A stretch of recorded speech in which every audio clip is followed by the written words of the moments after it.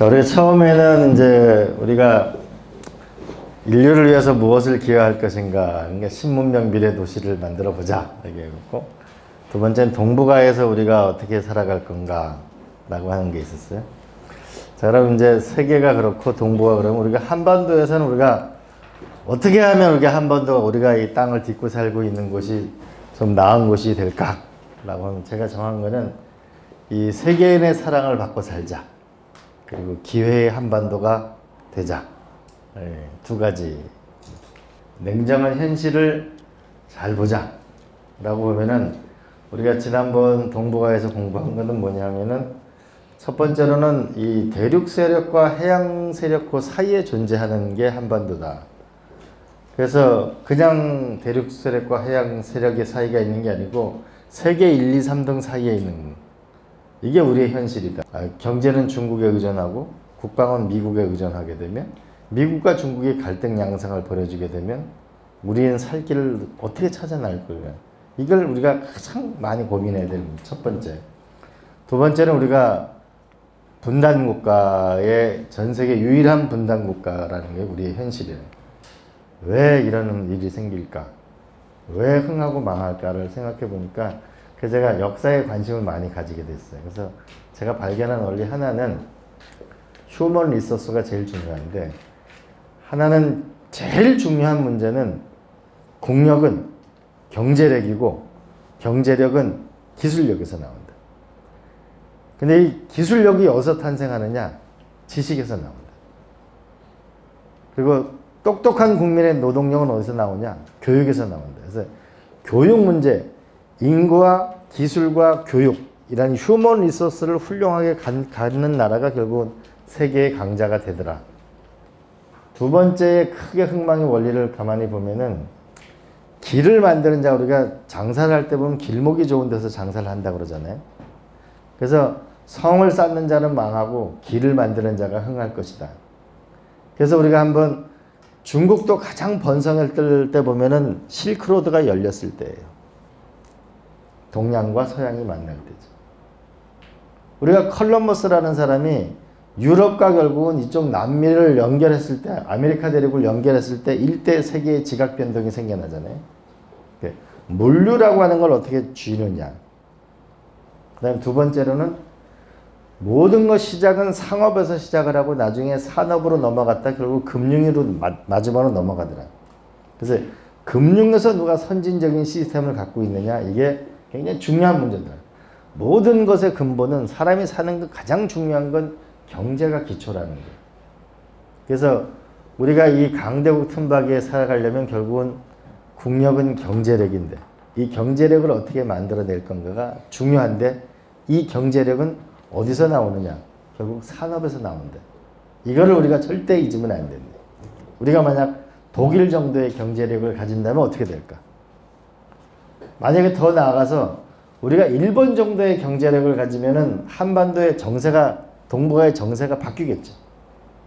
미국이 우리를 대하는 태도도 다를 거고 중국이 우리를 대하는 태도도 다를 거예요.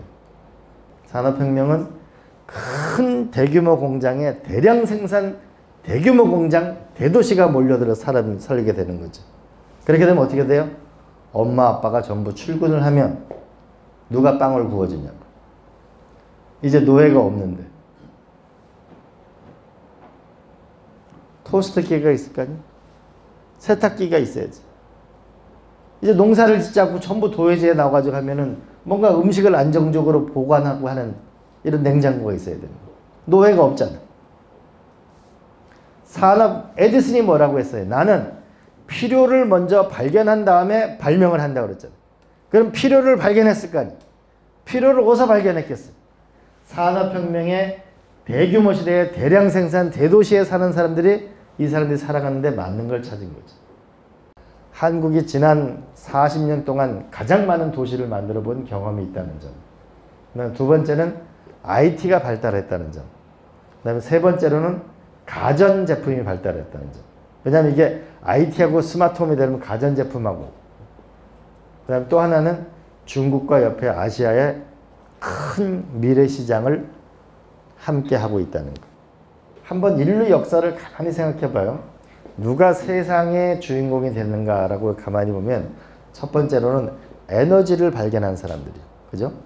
처음에 불을 발견한 사람, 그 다음에 전기기관을 발견한 사람, 그 다음에 석유를 쥔 사람, 그 다음에 이런 거죠. 우리가 그런 에너지원을 누가 갖느냐. 두 번째는 소재를 누가 갖느냐. 석기 시대에서 청동기 시대로, 철기 시대로 나중에 철강을 만들었지.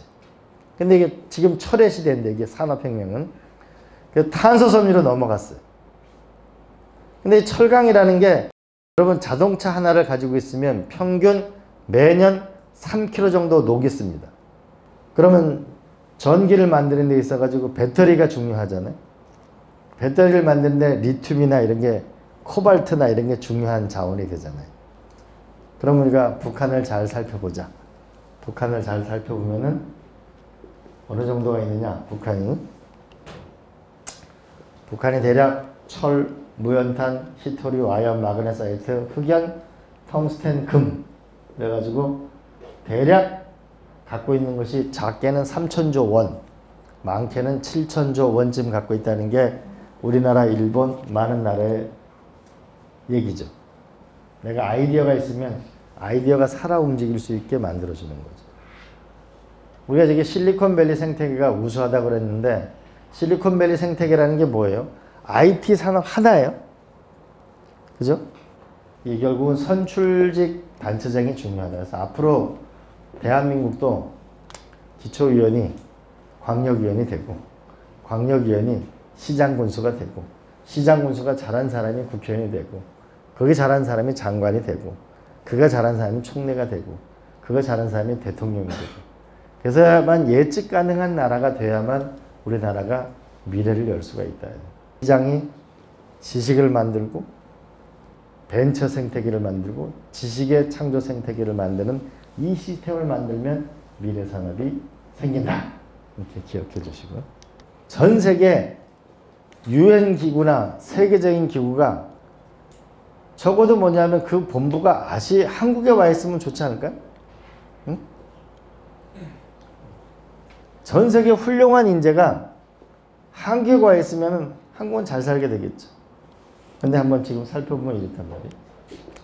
글로벌 기업의 아시아 태평양 지역 본부는 싱가포르이 4,200개, 홍콩이 1,389개, 도쿄 531개, 한국 93개. 우리가 요즘 젊은이들 보면은 야, 이 북한 문제가 이 통일을 해서 이게 통일 비용만 많이 들어가 그렇게 생각하는데 실제로 많은 외국 사람들한테 리서치를 해보게 되면 왜 한국에 안 오냐? 라고 아까 얘기했던 교육 문제나 이런 문제가 하나 있고 또 하나는 우리도 그런 전화 받잖아요. 거기 전쟁 안 나? 그래서 우리가 왜 다른 나라한테 전화해가지고서 거긴 괜찮냐 그러면 다른 나라 사람들은 다 한국 걱정해요. 지금 그런 얘기 듣잖아요. 이 평화가 경제다. 통일은 시간을 두고 천천히 생각해줘.